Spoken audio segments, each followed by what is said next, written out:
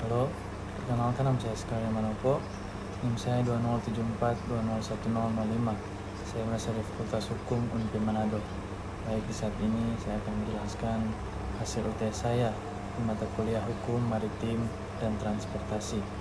Saya akan menjelaskan apa peraturan Safety of Life at Sea atau SOLAS.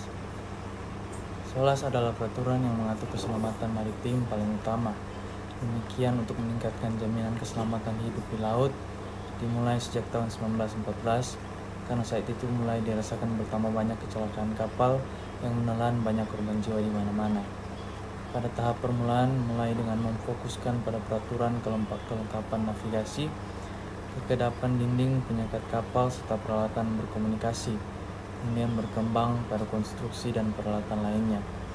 Modernisasi peraturan SOLAS sejak tahun 1960 mengganti Konvensi 1918 dengan SOLAS 1960, di mana sejak saat itu peraturan mengenai desain untuk meningkatkan faktor keselamatan kapal mulai dimasukkan seperti desain konstruksi kapal, permesinan dan instalasi listrik, pencegah kebakaran, alat-alat keselamatan, dan alat komunikasi dan keselamatan navigasi.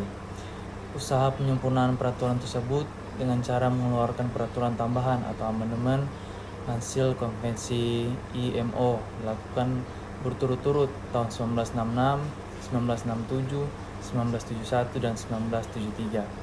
Namun demikian, usaha untuk memperlakukan peraturan-peraturan tersebut secara internasional kurang berjalan sesuai yang diharapkan karena hambatan prosedural, yaitu diperlukannya persetujuan 2-3 dari jumlah negara anggota untuk meratifikasi peraturan yang dimaksud, sulit dicapai dalam waktu yang diharapkan.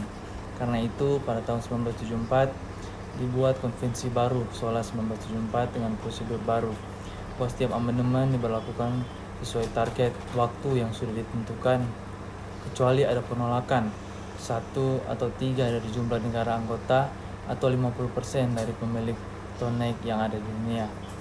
Peraturan baru Global Maritime Distress and Safety System pada tahun 1990 merupakan perubahan mendasar yang dilakukan IMO pada sistem komunikasi maritim dengan memanfaatkan kemajuan teknologi di bidang komunikasi seperti satelit dan akan diberlakukan secara bertahap dari tahun 1995 sampai dengan 1999. Konsep dasar adalah badan SAR di darat dan kapal-kapal yang mendapatkan berita kecelakaan kapal akan segera disiagakan agar dapat membantu melakukan koordinasi pelaksanaan operasi SAR.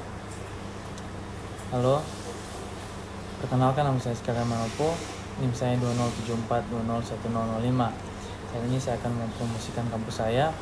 Ayo yang baru lulus SMA, mari bergabung dengan saya dan saudara-saudari kita yang ada di Unpad Manado, terlebih khususnya di Fakultas Hukum Unpad Manado.